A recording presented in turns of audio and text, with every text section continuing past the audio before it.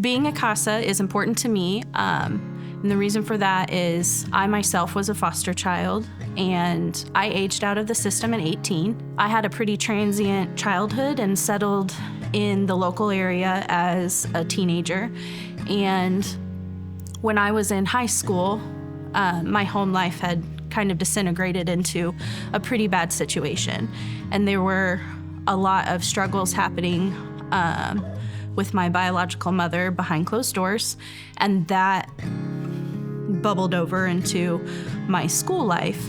I ended up going to my guidance counselor in high school and asking her to put me in a group home. I didn't know what a group home was. I just knew that it was a place where teenagers lived separate from their parents.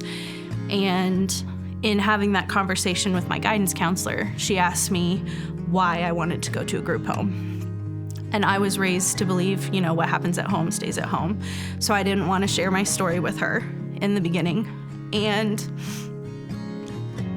after, some pushing, eventually I broke down and I told her, how bad things were at home. And my school's response to that, my guidance counselor talked to the principal and they called the police. 2 police officers show up at my school. They took a police report of what I said was happening at home. And then at the end of that, they told me they didn't believe what I had to say and that they were going to call my parents and tell them.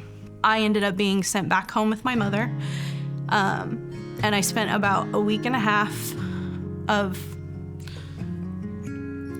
a pretty rough time at home with her. I wasn't allowed to shower. I wasn't allowed to sleep.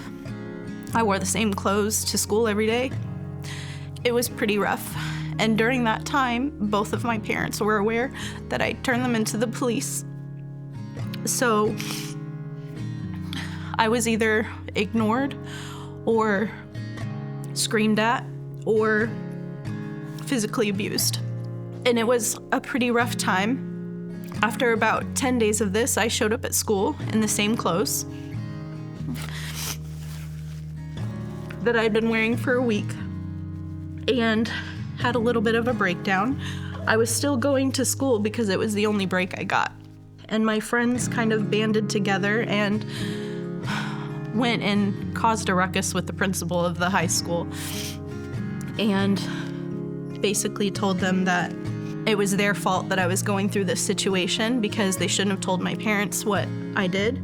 When they did call DCS, a DCS worker showed up at my high school, took me into a room, asked me to explain to her what was happening at home. After I did that, she left the room for about 5 minutes and then came back in with an order from a judge and took me directly from school. And I never went back to that house again. But that first 10 days before I was removed was really traumatic.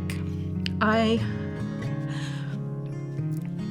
had a lot of negative experiences while in foster care. I was lucky in the fact that I was in a good foster home. And I was lucky in the fact that I was assigned to CASA, which 21 years ago when I was in foster care, CASAs were not common. The first thing she did was go to bat for me. She believed my story. I didn't have to convince her.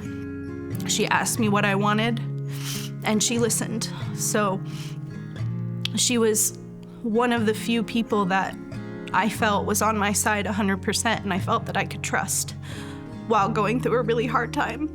That stuck with me all through adulthood. I don't think if I had met that CASA that I would have had as good of an outcome as I've had as an adult in my life. It made such an impact on me to know that there were people in my corner.